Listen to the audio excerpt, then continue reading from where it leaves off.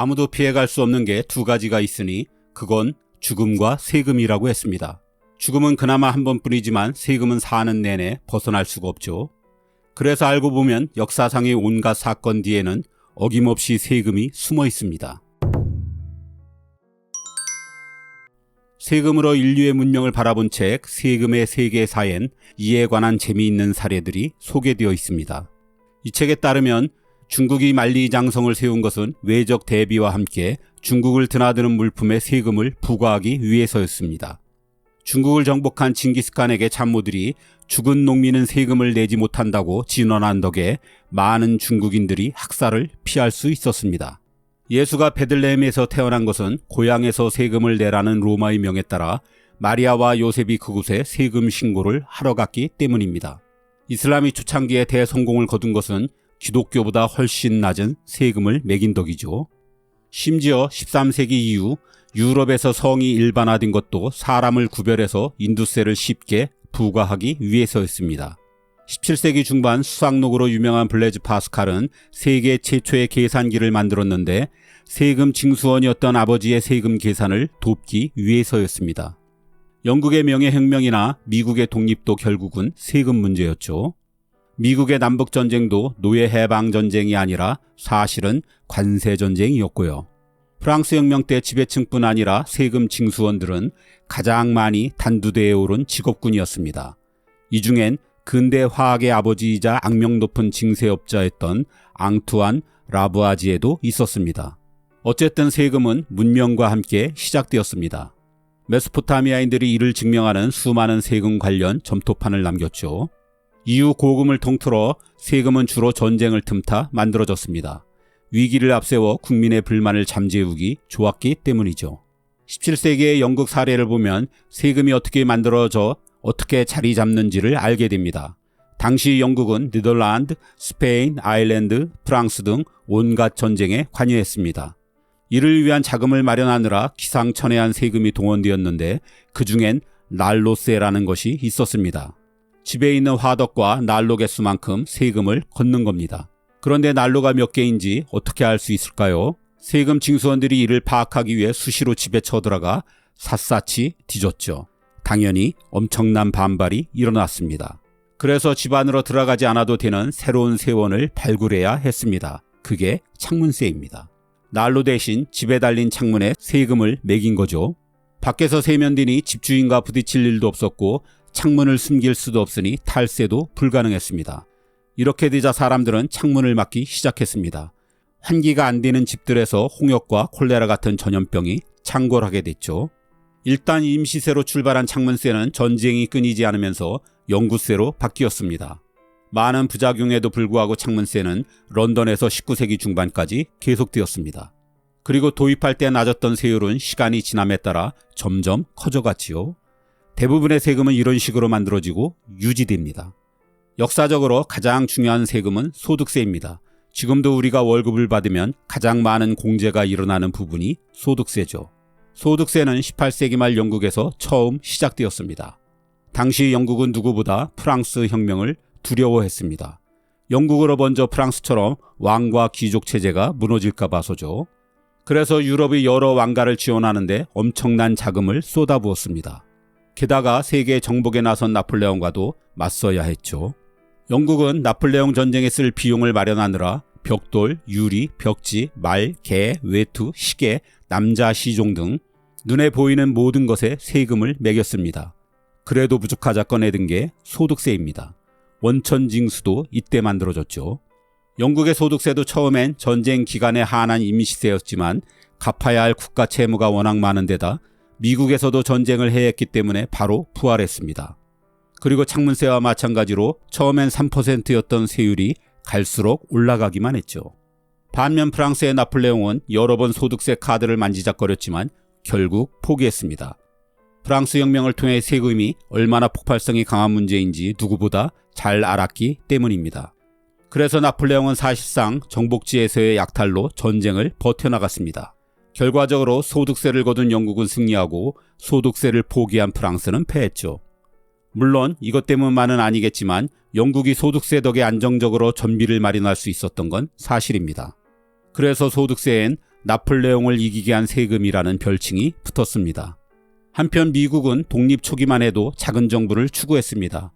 유럽의 자질구레한 세금과 달리 국가 운영비는 주로 국유지 매각과 관세에서 나왔죠. 하지만 남북전쟁이 터지자 사정이 확 달라졌습니다. 당장 급한 전비 마련을 위해 남부 북부 모두 소득세를 도입해 영국처럼 3%에서부터 시작했습니다. 그리고 임시세가 영구세로 바뀌었고 세율은 한없이 올라갔죠. 1차 세계대전은 세금의 판도라 뚜껑을 연 대사건이었습니다. 버티던 프랑스조차 결국 소득세를 도입했고 영국의 소득세율은 처음 3%가 최대 50%로 뛰었습니다. 이거로도 감당이 안 된 영국은 근본이제를 포기하고 파운드를 마구 찍어내 전비를 마련해야 했죠. 영국인들을 옥죄었던 소득세가 역사의 진전에 한 가지 공헌한 점이 있기는 합니다. 이 덕에 보통선거가 본격 시작된 것입니다. 많은 사람들이 엄청난 세금을 내게 되었으니 투표권이라도 주어 불만을 달래야 했기 때문이죠. 2차 대전은 규모가 더 커졌으니 그에 따라 더 많은 사람들이 더 많은 세금에 시달려야 했습니다. 미국에선 전쟁 전 소득세 대상자가 1,300만 명에서 전쟁 후에는 5천만 명 이상으로 늘어났습니다. 소득세 최고세율은 한때 94%를 기록하기도 했습니다. 미국 정부는 이 소득세에 승리세라는 달콤한 네이밍을 했지만 그렇다고 납세자의 고통이 줄어드는 건 아니었죠. 그런데 독일은 1차 대전 때는 소득세를 아예 거두지 않았고 2차 대전 때는 기존의 소득세율을 유지하기만 했습니다. 히틀러는 대신 부족한 전비를 유대인에게 압수한 재산으로 충당했죠. 이게 전쟁 비용의 3분의 1이나 되었습니다. 공교롭게도 1, 2차 세계대전도 나폴레옹 전쟁과 마찬가지로 소득세를 더 거둔 나라들의 승리로 끝났습니다.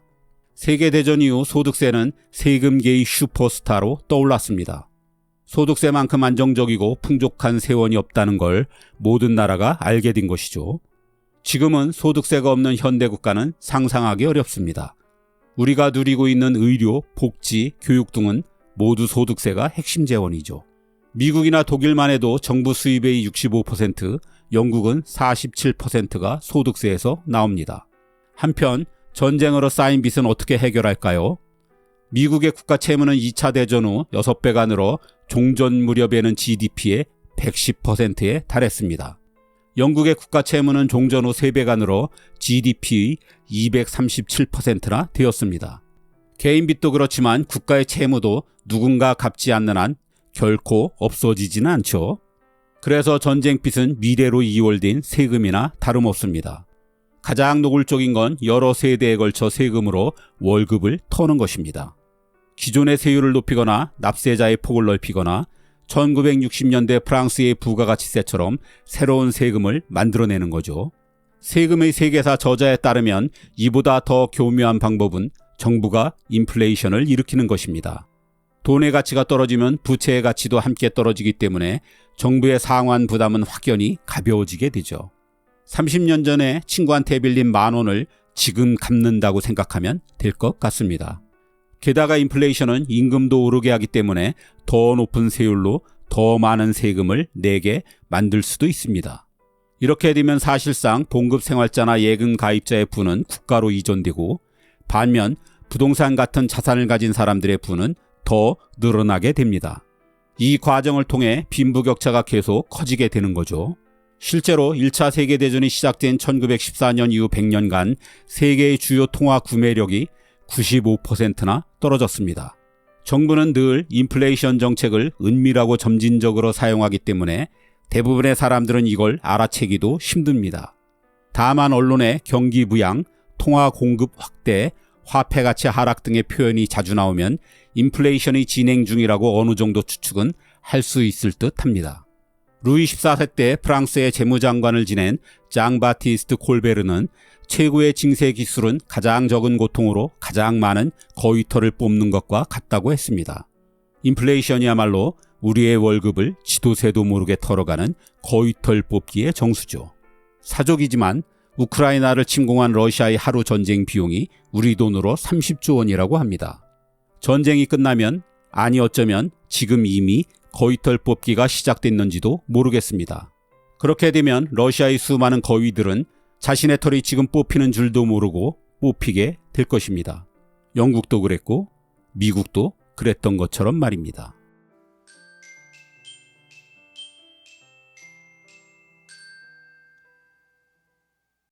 (1970년의) 짜장면 값은 평균 100원이었습니다. 지금은 보통 7,000원 이상이니 55년간 70배나 뛰었습니다. 왜 이렇게 올랐을까요? 만약 인플레이션 때문이라고 답했다면 조금 더 생각해봐야 할 것 같습니다. 반면 통화량 팽창 때문이라고 했다면 이 영상은 더 안 봐도 되겠습니다. 우리가 여러 경제 현상 중 가장 중요하게 이해해야 할 하나를 고르자면 바로 인플레이션입니다. 인플레이션을 제대로 이해해야 우리가 부자가 되거나 최소한 가진 돈을 도둑질 당하지 않을 것이기 때문입니다. 특히 짜장면 가격 상승을 단순히 인플레이션으로만 보지 않고 돈의 양이 늘어난 결과로 바라본다면 인플레이션을 더 깊이 이해할 수 있습니다. 이 영상에선 같은 듯 다른, 그리고 직관적으로는 이해가 쉽지 않은 인플레이션의 세 가지 측면을 이야기해 보겠습니다. 첫째, 이 사회의 빈부격차를 가져오는 가장 큰 요인이 인플레이션입니다. 인플레이션은 단순히 물가가 오르는 현상으로 끝나지 않습니다. 화폐 공급이 늘어나거나 확대될 때 그 돈을 누가 먼저 손에 넣느냐가 매우 중요해지게 됩니다. 새로 만들어진 돈을 먼저 받는 사람이 나중에 받는 사람보다 훨씬 유리한 위치에 서기 때문입니다. 출간하자마자 아마존 경제 분야 베스트셀러에 오른 왜 그들만 부자가 되는가엔 부자와 가난한 자 간의 빈부격차를 심화시키는 이 메커니즘을 아주 쉽게 설명하고 있습니다. 새로 만들어진 돈은 주로 정부, 은행, 대기업 같은 경제적으로 유리한 위치에 있는 집단에 먼저 도달합니다. 이들은 이 돈으로 부동산이나 주식, 금 등을 삽니다. 예를 들어 새 돈을 일찍 손에 넣은 사람이 1억 원짜리 집을 구매했다고 하겠습니다. 그러면 시간이 지나면서 새 돈이 경제 전반으로 퍼지는 동안 집값은 1억 5천만 원, 2억 원으로 상승합니다. 반면 일반인들은 새 돈을 가장 늦게 받습니다. 월급 생활자와 연금 수령자들이 이런 축에 들어가죠. 물론 아예 새 돈을 받지 못하는 사람들도 있습니다. 어쨌든 이들은 새 돈이 자신에게 도달할 때쯤 이미 집값이 2억 원으로 올랐기 때문에 더는 집을 사지 못하거나 오른 가격을 내야 합니다. 결과적으로 새 돈을 먼저 받은 부자들은 자산을 늘려 더 부유해지는 반면 가난한 사람들은 오르는 자산 가격을 따라잡지 못해 빈부격차가 더 커지게 됩니다. 부자들은 돈이 많아 생활비가 소득에서 차지하는 비율이 낮습니다. 그래서 물가가 올라 생필품 가격이 비싸져도 큰 영향을 받지 않습니다. 반면 가난한 사람들은 소득 대부분을 먹거리 같은 생활 필수품에 사용하기 때문에 인플레이션에 더 큰 타격을 받습니다. 부자들은 이미 있는 자산을 담보로 대출을 통해 또 다른 자산을 살 수 있습니다. 인플레이션으로 집값이 오르면 대출로 산 집의 가치도 올라갑니다. 그리고 빚의 실질 부담은 줄어듭니다. 하지만 담보물이 없는 가난한 사람들은 대출을 받기 어려워 이런 혜택도 누리지 못합니다. 결국 인플레이션은 부자에게 유리하고 서민에겐 불리합니다. 새로 만들어진 돈을 먼저 받는 부유층은 자산을 늘릴 수 있지만 서민층은 돈을 받을 때쯤 이미 물가가 상승해 같은 돈으로 살 수 있는 물건의 양이 줄어듭니다. 이런 구조로 인플레이션은 시간이 지날수록 빈부격차를 더욱 커지게 하는 것입니다. 둘째, 인플레이션은 고지서조차 없는 세금입니다. 정부가 도로를 새로 짓는 공공사업을 한다고 가정해 보겠습니다. 이를 위해 1,000억 원이 필요한데 기존 예산이나 세금으로는 부족합니다. 그래서 정부는 새돈 1,000억 원을 찍어내기로 합니다. 정부가 돈이 부족할 때 세금을 올리거나 빚을 더 내는 대신 새 돈을 찍어내는 건 흔한 일입니다. 정부는 새로 발행한 돈을 건설회사에 지급합니다. 건설회사는 이 돈으로 자재를 사고 직원들에게 월급을 줍니다. 이렇게 새 돈이 시장에 풀리면 사람들은 이 돈을 이용해 물건을 사기 시작합니다. 문제는 시장에 돈은 늘어났지만 물건 즉 재화의 양은 그대로라는 점입니다. 돈이 많아지면 수요가 증가하게 되고 이로 인해 물가가 상승합니다. 예를 들어 원래 빵 한 개의 가격이 1,000원이었지만 새 돈이 시장에 풀린 후에는 1200원으로 오를 수 있습니다. 같은 돈으로 살 수 있는 빵의 양이 줄어들어 구매력이 감소하죠. 이 과정에서 도로 건설 비용은 어디서 나올까요? 바로 새돈 1000억 원의 발행으로 생긴 돈 가치가 하락한 지점입니다. 즉, 통화량 증가로 빵 가격이 200원 올랐고 이 200원이 도로를 건설하는 비용입니다. 다시 말해 인플레이션 형태로 공공사업 비용이 국민에게 슬쩍 전가된 셈이니 이건 세금이나 다름없는 것입니다. 도서 왜 그들만 부자가 되는가에서의 설명처럼 인플레이션을 통해 국가가 자금을 충당하면 국민은 세금과 달리 고통을 느끼지 못합니다. 그러니 저항도 없습니다. 국가 입장에선 정말 매력적인 방법이 아닐 수 없습니다. 이뿐 아닙니다. 인플레이션은 다양한 방식으로 세금처럼 활용됩니다. 물가가 상승하면 부가가치세와 같은 간접세는 자연스럽게 증가하게 됩니다. 물가 상승률만큼 소득이 늘면 소득세 구간이 바뀌어 많은 사람에게 더 높은 세율을 적용할 수도 있습니다. 건강보험료와 국민연금 같은 사회보험료도 명목 소득 증가에 따라 더 많이 거둘 수 있지요. 인플레이션은 부자와 가난한 자를 가리지 않습니다. 그래서 가난한 자에게 더 치명적입니다. 최고의 투자가이자 오마의 현인이라 불리는 워렌 버핏이 인플레이션은 최악의 세금이다라고 비판한 것도 이런 이유에서입니다. 마지막으로 인플레이션은 채권자에게서 채무자에게로 부를 이전시킵니다. 인플레이션은 빚을 진 사람에게는 이익을, 돈을 빌려준 사람에게는 손해를 가져옵니다. 돈의 실질 가치를 떨어뜨려 채무자에게 유리하게 작용하는 경제 구조를 만드는 거죠. 철수가 영희에게 연 5% 이자로 1000만 원을 빌려 골드바를 샀다고 가정해 보겠습니다. 1년 후 10% 인플레이션으로 인해 금값도 10% 올랐습니다. 철수가 산 금 가격이 1100만 원이 된 거죠. 철수는 금을 이 돈에 팔고 영희에게 빚 1050만 원을 갚았습니다. 결과적으로 철수는 빚을 모두 갚고도 50만 원의 순이익을 남기게 되었습니다. 반대로 영희는 1050만 원을 돌려받았지만 실질 가치는 약 955만 원밖에 되지 않아 약 96만 원의 손해를 보았습니다. 채권자인 영희의 부가 채무자인 철수에게로 이전한 것이나 마찬가지인 셈이죠. 이 원리는 국가에도 적용됩니다. 국가는 빚이 많아도 웬만하면 이를 갚기 위해 세금을 더 걷지 않습니다. 세금을 올리면 국민이 반발할 테니 무엇보다 표가 중요한 정치인들이 이를 피하려는 거죠. 대신 정부는 인플레이션으로 돈의 가치를 낮춰 빚의 부담을 줄입니다. 그런다 만심하고 새로운 빚을 내서 기존 빚을 갚는 방식을 사용합니다. 책에 따르면 인플레이션은 임금을 받는 노동자와 상품을 판매하는 기업 간에도 부의 이동이 일어나게 합니다. 인플레이션이 발생하면 기업은 제품 가격을 올려 쉽게 이익을 늘릴 수 있습니다. 하지만 노동자의 급여는 물가 상승률을 따라가지 못합니다. 예를 들어 물가가 10% 올랐는데 임금은 5%만 상승한다고 가정해 보겠습니다. 이렇게 되면 실질 소득이 준 노동자는 손해를 보고 기업은 물가 상승률과 임금 상승률 간의 차이만큼 더 많은 이익을 얻게 됩니다. 이렇듯 돈을 버는 대로 착실하게 저축만 하는 사람은 인플레이션이 숙명인 자본주의 국가에선 죄송한 표현이지만 호구가 됩니다. 안정적인 성장을 위해 선진국들은 대개 연간 2%의 인플레이션을 목표로 경제를 운영합니다. 하지만 그게 마음대로 되진 않죠. 지난 10년간 OECD의 평균 인플레이션은 3에서 4%였습니다. 3%만 해도 10년이면 물가가 35% 오른 거니 대부분은 자산의 3분의 1을 자기도 모르는 사이에 도둑맞은 것입니다. 그러니 인플레이션이 3%라는 언론 보도가 나오면 내가 마이너스 3%의 금리를 주는 예금에 가입했구나라고 생각하고 이를 경계해야 합니다. 더구나 코로나 국면에서 세계가 뿌린 막대한 돈이 아직 해소되지 않았습니다. 러시아 우크라이나 전쟁으로 망가진 세계의 밸류 체인도 복구가 쉽지 않습니다. 세계의 인플레이션을 억눌러 오던 중국의 역할도 예전과 같진 않을 것입니다. 이 모든 상황이 인플레이션의 장기화를 가리키고 있습니다. 이 인플레이션을 이겨낼 생산 수단을 어떻게 갖느냐는 것, 이것이 모두에게 그 어느 때보다 더 중요해졌습니다.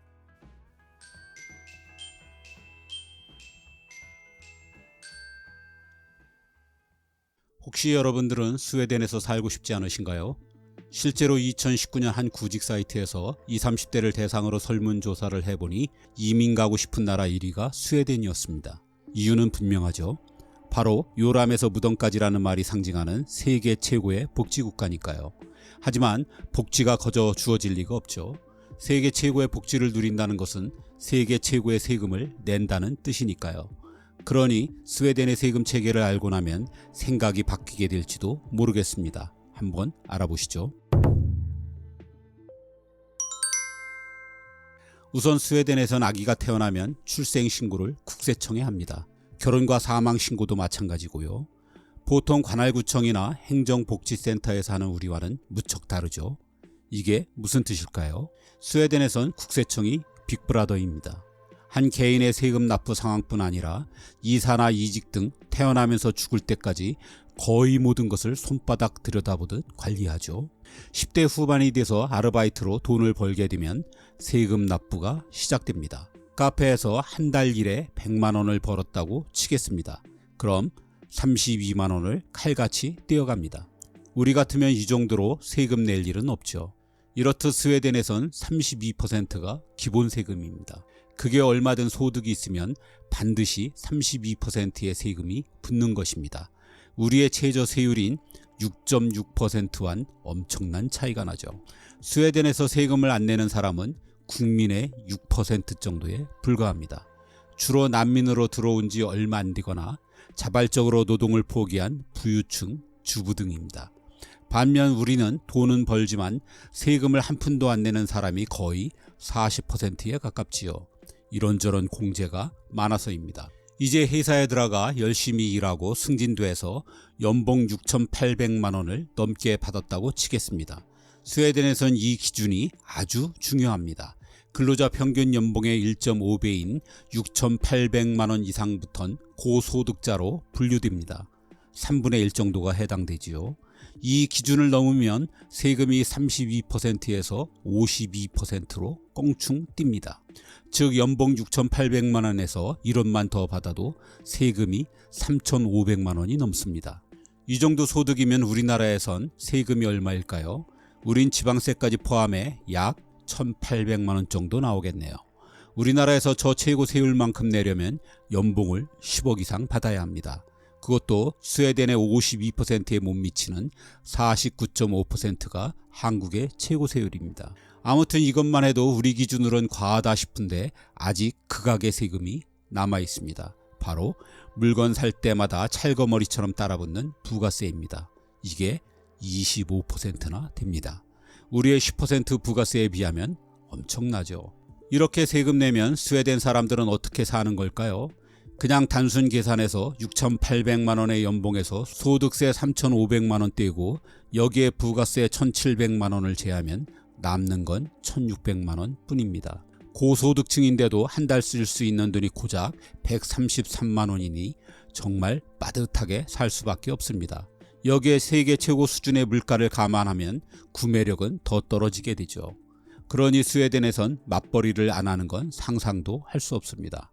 일반 봉급자들이 이렇게 엄청난 세금을 내니 재벌들은 더 많은 돈을 낼 것 같지만 전혀 그렇지 않습니다. 스웨덴의 세금 체계는 우리보다 훨씬 더 비즈니스 프렌들리입니다. 우선 기업의 대표적인 세금인 법인세가 스웨덴은 20.6%밖에 안 됩니다. 우리의 25%보다 훨씬 낮죠. 그것도 단일 세율이라 돈을 많이 버는 대기업일수록 더 유리합니다. 전체 세원에서 법인세가 차지하는 비중이 겨우 6%밖에 안 되니 우리의 16%에 비해 실제로 기업의 부담이 훨씬 적습니다. 이렇게 해서 스웨덴의 상위 1% 부자들은 전체 자산의 37%를 갖고 있는 자산의 불평등이 굉장히 심한 나라입니다. 게다가 상속세와 증여세도 없습니다. 부의 대물림이 쉽게 이루어지죠.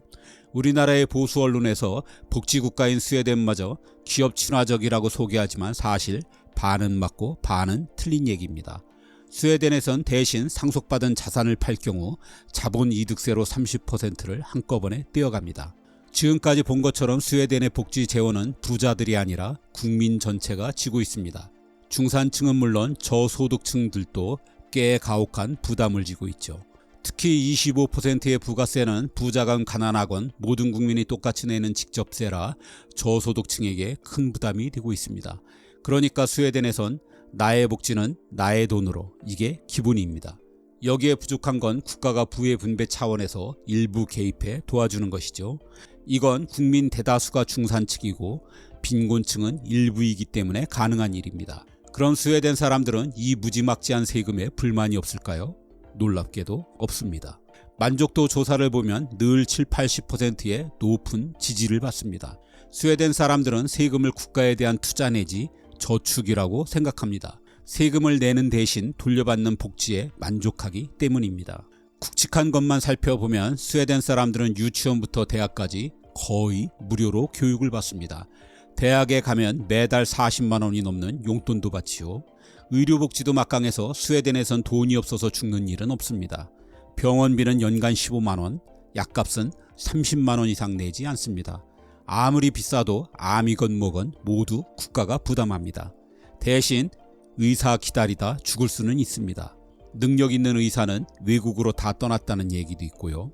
은퇴를 하면 기존 급여의 절반 정도 되는 연금과 대부분이 드는 개인연금으로 노후도 안정되게 보낼 수 있습니다. 다만 평균 임금 인상률이 연 3% 정도다 보니 정년퇴직대가 되었다고 해서 임금이 엄청 높진 않습니다. 이 무렵이 되면 대개 한국의 월급이 더 많죠. 어쨌든 아무리 복지가 좋다고 해도 모두가 기꺼이 세금을 내는 것은 아니니 스웨덴 국세청은 탈세를 막기 위해 정말 살벌한 방법을 동원하기도 합니다. 스웨덴엔 매년 발간하는 세금 달력이라는 책이 있습니다. 마치 우리나라의 옛날 전화번호부처럼 생긴 책입니다. 3-4만 원 정도면 누구나 살 수 있죠. 여기에 18세 이상이면 정치인이든 연예인이든 예외 없이 그 사람에 관한 온갖 개인정보가 들어있습니다.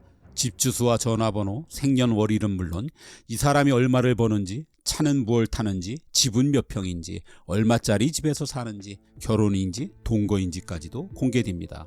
내 옆을 지나는 람보르기니의 주인이 궁금하다면 그 사람 이름이 무엇인지, 재산이 얼마인지도 바로 알 수 있는 게 스웨덴입니다. 왜 이런 책을 발행할까요? 명목은 나와 비슷한 일을 하는 동료가 얼마를 받는지 파악해 연봉 협상에 활용하라는 것입니다. 하지만 스웨덴 사람들은 다 압니다. 상호 감시로 탈세를 막겠다는 것이지요. 그래서 스웨덴 국세청을 빅브라더라고 하는 것입니다. 이런 막대한 세금으로 인해 스웨덴에선 역전말로 홈런 같은 욕망을 갖는 게 거의 불가능합니다. 세금 내고 나면 저축할 돈도 없고 저축해봐야 이자도 세금으로 다 가져갑니다. 그래서 스웨덴에선 흔히 상속 외엔 부자 되는 방법이 없다고 합니다. 10%의 극단적인 부자와 90%의 서민과 중산층으로 계급이 고착화돼 완전히 다른 세계에 삽니다. 하지만 아무리 그래도 부자에 미련 두는 사람들은 있게 마련이죠. 그럼 무엇으로 부자를 꿈꾸느냐? 바로 도박입니다. 북유럽 복지국가 모델의 실체를 조명한 채 행복한 나라의 불행한 사람들에 의하면 스웨덴의 성인 인구 중 3분의 2는 매주 혹은 매달 도박을 하거나 복권을 삽니다. TV엔 경마, 카지노 등 온갖 종류의 도박 광고가 넘쳐나고 연평균 도박 손실액도 매년 세계 최상위권입니다. 도박 외에 또 다른 재산 증식 수단으론 부동산 투자가 있습니다. 스웨덴에선 집값의 85%를 대출해주고 무려 140년간 갚게 합니다. 할아버지부터 손자까지 대를 이어 천천히 갚으라는 거죠. 그래서 너도 나도 집을 사다 보니 지금 스웨덴의 부동산 거품 수준은 세계 세 번째이고 주택담보대출로 인한 가계부채 비율도 전 세계에서 가장 높은 편에 속합니다. 52%의 최고 세율을 피하기 위해 승진을 거부하는 사람도 많은지라 기업의 활력이 떨어진다는 지적도 있습니다. 스웨덴의 세금과 복지를 한마디로 요약하면 부자는 포기해. 대신 절대로 가난하지 않게 해줄 게입니다. 즉 안정되지만 개천에 용나는 일이 없는 게 스웨덴 사회죠. 반면 우리는 한순간 빈곤의 나락으로 떨어지기도 하지만 누군가는 엄청난 성공을 거두어 부를 누립니다. 고부담 고복지냐?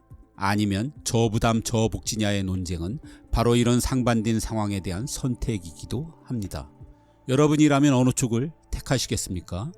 대다수가 평등한 스웨덴인지 아니면 개인의 욕망에 좀 더 충실한 한국인지, 이 문제라면 전 결정장애가 생길 것 같습니다.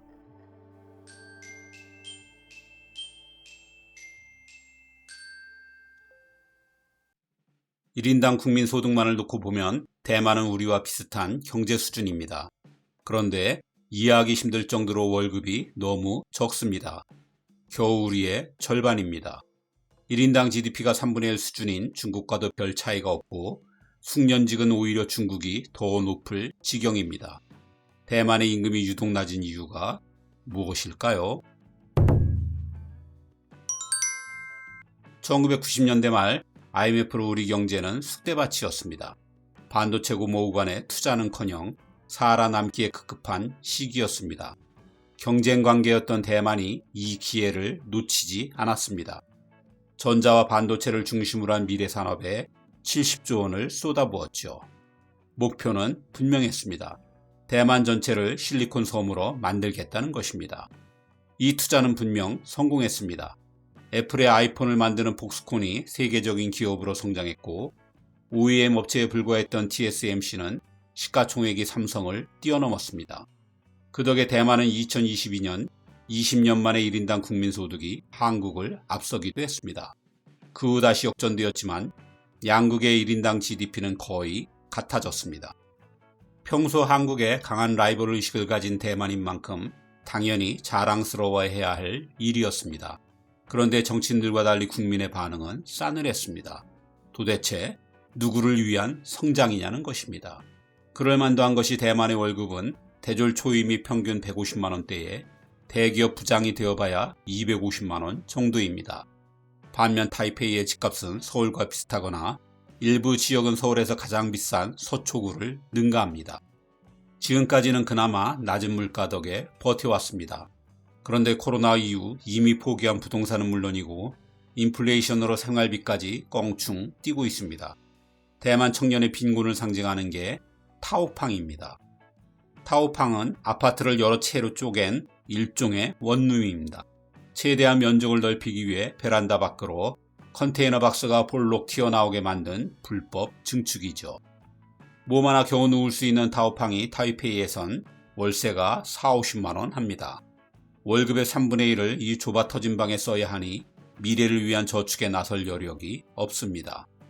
이러니 10% 중반대의 실질 실업률을 뚫고 취업한다 해도 대만 젊은이들의 월급으론 집을 사는 게 불가능에 가깝습니다. 얼마 전엔 28년을 먹지도 입지도 않고 월급을 모아야 타이페이에 집을 살 수 있다는 통계도 있었습니다. 출산율이 우리와 비슷한 연령대를 기록할 만도 하죠. 이런 주택난에도 불구하고 타이페이의 집들은 20% 정도가 비어 있습니다. 너무 비싸 살 수 있는 사람이 적어서입니다. 그럼에도 집값은 요지부동입니다. 여러 채를 가져도 세금 부담이 거의 없어서 대만의 부동산 부자들이 싸게 팔지 않고 그냥 가지고 있는 거죠. 이런 현실에 절망한 대만의 젊은 세대는 자국을 실리콘 아일랜드라고 부르지 않습니다. 대신 공공연히 귀도, 즉 고스트 아일랜드라고 부릅니다. 귀신 들린 섬 혹은 저주받은 섬이라는 뜻입니다. 한국의 헬조선처럼 귀도는 대만 청년들의 분노가 응축된 단어입니다. 미래에 대한 불안으로 대만에선 졸업생을 앞둔 대학생 4명 중 1명이 우울증을 겪고 있다는 조사 결과도 있습니다. 대만의 임금이 이렇게 낮게 된 건 여러 이유가 있습니다. 그중 OEM 사업이 주력인 대만의 독특한 산업 구조가 가장 큰 몫을 하고 있다고 봐야겠습니다. 정확히 말하면 대만은 OEM보단 ODM입니다. 둘의 차이라면 OEM이 외국 기업이 개발한 제품을 단순 생산하는 것이고 ODM은 자체의 기술로 상품을 만들되 주문 기업의 브랜드로 팔린다는 점입니다. OEM은 베트남이나 캄보디아, 라오스 등 동남아 국가들이 주로 하고 기술력이 한 단계 높은 대만은 ODM 위주죠. 하지만 OEM이든 ODM이든 결국 고부가가치를 누릴 수 없는 하청기업이란 점은 같습니다.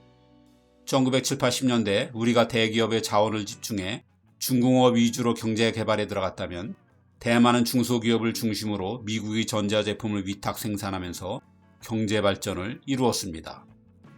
위탁 생산, 즉 OEM은 대만의 저비용 고효율의 노동력을 활용하려는 것이었습니다. 그리고 무엇보다 판매와 마케팅 부담이 없어서 좀 더 쉽고 안정적인 수익을 가져올 수 있었습니다.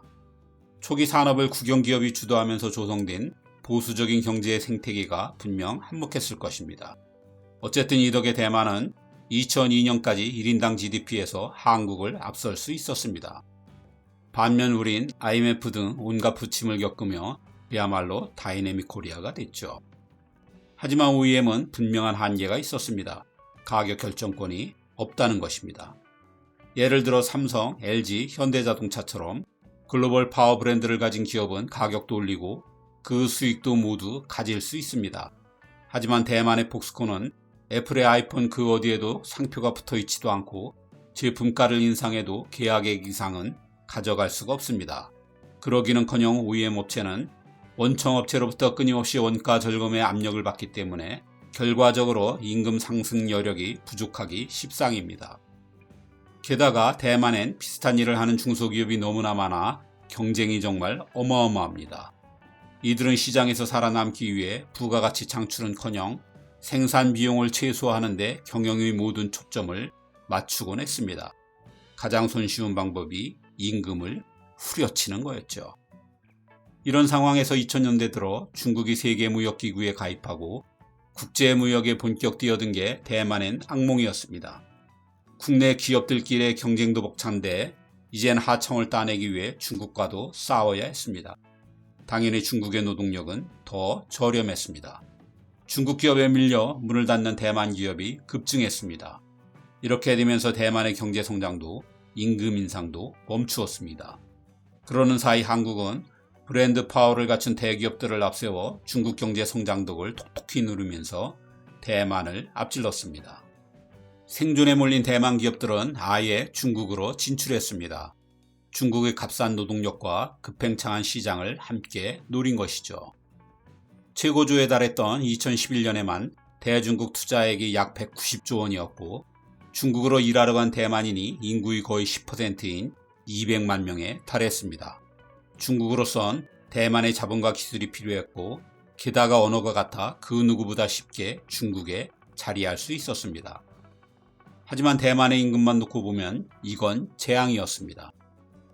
우선 국내 기업의 대거 이탈로 일자리가 사라졌습니다. 게다가 대만 정부는 국내에 남은 기업들의 경쟁력을 유지하려 물가를 계속 억제하는 정책을 폈습니다. 이는 물가 따라 움직이는 임금도 당연히 억제되는 결과를 가져왔습니다. 인건비가 상승하면 중국과의 수주 경쟁에서 밀리기 때문에 대만에선 장기간에 걸쳐 저임금이 이렇게 고착화되어 갔습니다. 대만 정부는 청년 실업이 심각해지자 2009년 22K 정책이라는 이름의 인턴 프로그램을 도입했습니다. 대학 졸업자를 인턴으로 고용하면 그 회사에 22,000 타이완 달러를 지급한다는 것이죠. 이를 통해 34,000개의 일자리가 만들어지긴 했습니다. 그런데 하필이면 22,000 타이완 달러는 한때 유행하던 우리의 88만원 세대와 똑같은 88만원입니다. 그런데 대만의 기업들은 일자리보다 졸업자가 더 많은 상황을 이용해 이 88만원을 대졸 신입 초봉으로 굳혔습니다. 이후로 오랫동안 대만의 젊은이들은 이 최저임금을 받으며 사회생활을 시작하게 되었습니다. 시작이 바닥이니 이후에도 임금을 끌어올리는 건 더욱 어렵게 되었습니다. 그 외에 의사결정 과정이 투명하지 않은 가족경영기업, 직원들의 개선을 요구하기 힘든 경직된 기업 문화, 임금 인상을 어렵게 하는 약체 노조 등도 대만의 임금이 현저하게 낮은 원인으로 꼽히고 있습니다. 대만의 1인당 국내 총생산은 33,000달러 정도입니다. 한화로 약 4,460만 원입니다. 대만에서 이 정도 연봉을 받는 사람은 TSMC나 미디어텍, 폭스콘 같은 세계적인 IT와 반도체 회사에 다니는 소수입니다. 그럼 이 돈은 다 어디로 간 걸까요? 경제에 노동소득 분배율이라는 게 있습니다. 국민소득에서 임금이 차지하는 비율입니다. 분배율이 낮으면 경제 성장이 과실이 개인보단 기업에 더 많이 갔다는 얘기입니다. 즉 기업은 더 부자가 되고 임금을 적게 받게 된 가게는 가난해졌다는 뜻으로 해석할 수도 있습니다. 물론 분배율이 높으면 그 반대가 되고요. 그런데 대만은 이게 너무 낮습니다. 41%밖에 되지 않습니다. 1년에 100만 원을 생산하면 대만인들은 41만 원을, 기업은 59만 원을 가져갔다는 소리입니다. 그럼 이게 어떤 수준이냐 하면 베트남, 필리핀과 거의 차이가 없습니다. 대만의 국민소득은 분명 숫자상 선진국인데 분배는 동남아 수준인 셈입니다. 산업구조가 고도화되고 인건비가 높은 선진국들은 이게 보통 70%대입니다. 우리는 68.7%로 그 수준에 근접해 가고 있습니다. 4명 중 1명이 최저임금으로 사는 나라 대만에서 1인당 사치품 매출은 366달러로 우리나 일본보다 높습니다. 이것만 봐도 대만의 저임금이 계속되는 동안 경제적 불평등이 얼마나 깊어졌는지 짐작할 수 있습니다. 이렇듯 대만의 월급이 우리의 절반밖에 되지 않는 건 위 여러 이유가 있겠지만 그 바닥에는 불공정한 소득 분배가 있습니다. 최근 미국이 반중 제재로 인한 반사 이익과 반도체의 슈퍼사이클을 맞아 대만 경제가 호황이라지만 선진국 중 가장 낮은 임금을 받는 한 보통의 대만인들이 이걸 실감할 수 없는 건 당연한 것 같습니다.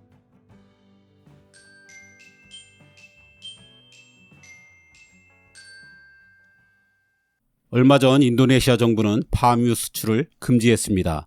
국내 가격이 너무 올라서입니다. 야자나무 열매에서 짜낸 기름인 파뮤는 인도네시아에선 절대 없어서는 안 될 식품입니다. 우리도 잘 아는 볶음밥인 나시고랭이나 세계에서 가장 많이 팔리는 라면 중 하나인 미고랭 등 인도네시아 음식의 대부분이 파뮤로 볶거나 튀긴 요리입니다. 때문에 휘발유 값이 오르는 건 참아도 식용유 값이 오르는 건 참을 수 없다는 중국과 마찬가지로 인도네시아에서 파뮤값 인상은 국가적인 소유 사태를 불러올 수 있는 아주 심각한 문제입니다. 사실 인도네시아는 압도적인 세계 최대 파뮤 생산국입니다.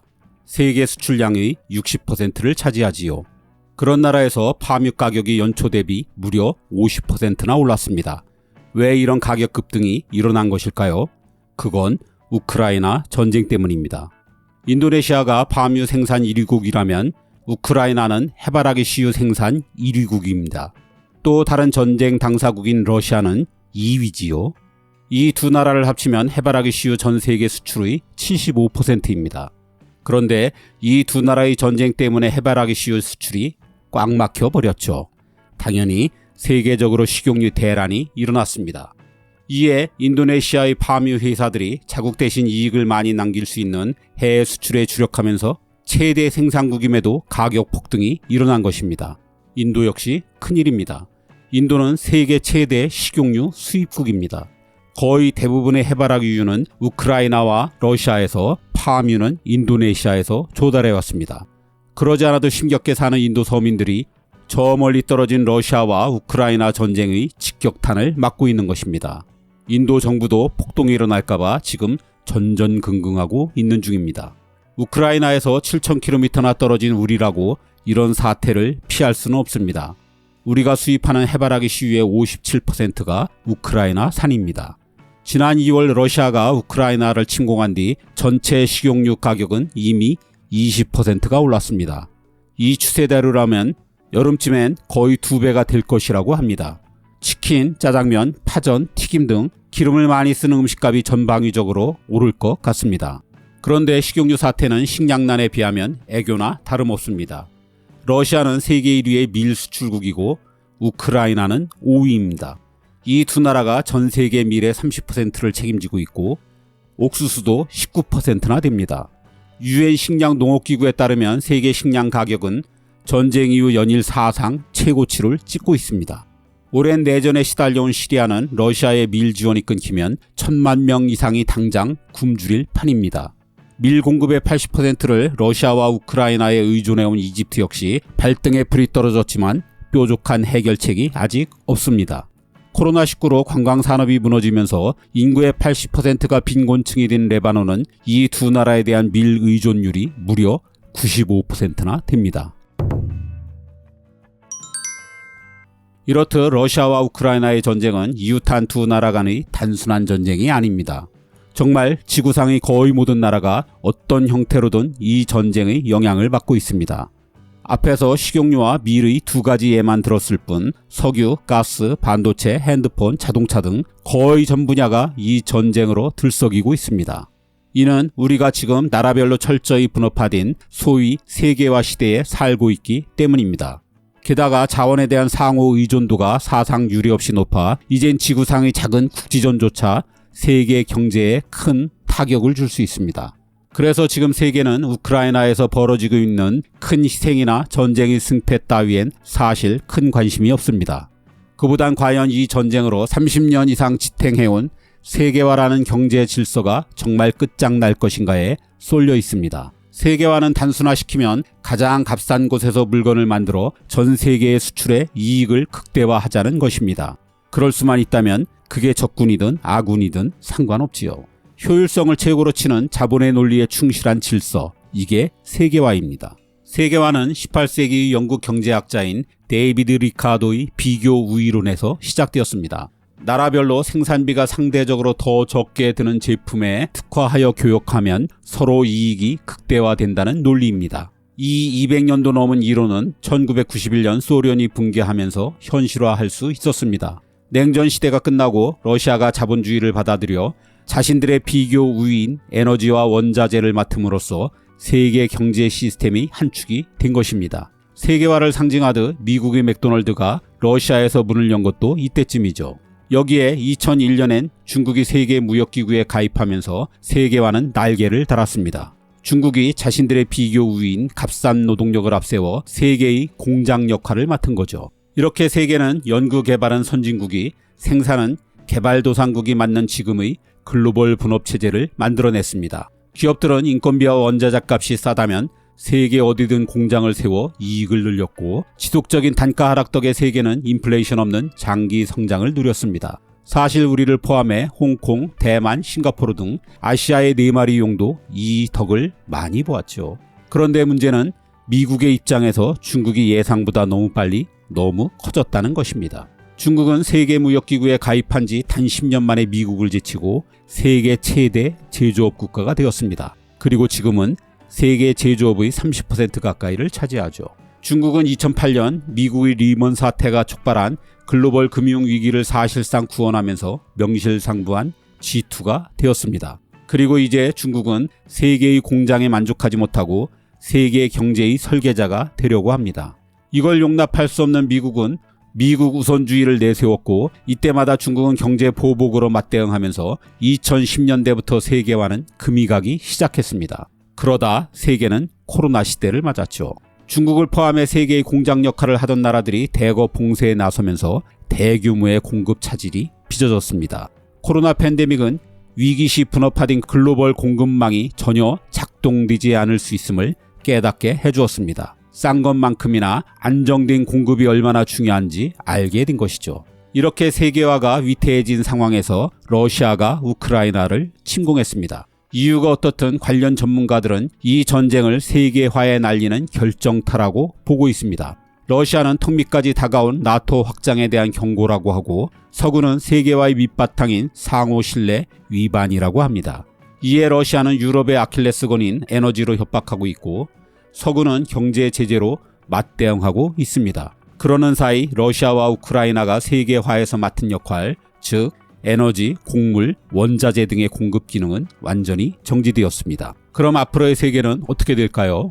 이미 강대국에선 다른 나라에 대한 의존도를 줄이는 일이 시작되었습니다. 비용 절감을 위해 해외로 진출했던 기업을 하나둘씩 자국으로 다시 끌어들이는 것이죠. 하지만 한 나라에서 모든 걸 생산하는 건 불가능합니다. 그래서 장기적으로는 믿을 만한 동맹국들끼리 뭉쳐 경제 블록을 만들 것이란 예측이 가장 많습니다.